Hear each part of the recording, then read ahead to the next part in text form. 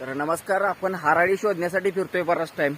शेतीमध्ये झालेली प्रगती आपण बघतोय. प्रत्येकाने यावर्षी भरपूर क्षेत्र पडीक आहे. हराळी सापडते कुठं?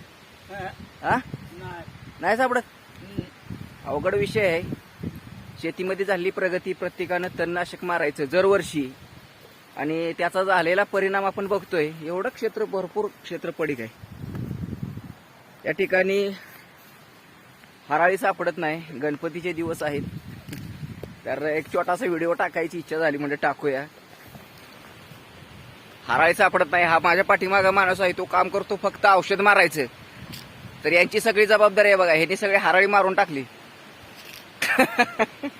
तर बघा काय करायचंय, सोयीसाठी, आपल्या सोयीसाठी आपण करत असतोय, परंतु दिवसेंदिवस ही गोष्ट, हा परिणाम वाढत चाललाय. आणि बघा एवढं क्षेत्र पडीक आहे, हराळी सापडत नाही. तर शेतीमध्ये होणारा तणनाशकांचा वापर कमी झाला पाहिजे. भविष्यात ह्या खूप अडचणी येणार आहेत आपल्याला, आणि हीच माहिती देण्यासाठी एक छोटासा व्हिडिओ बनवला. धन्यवाद.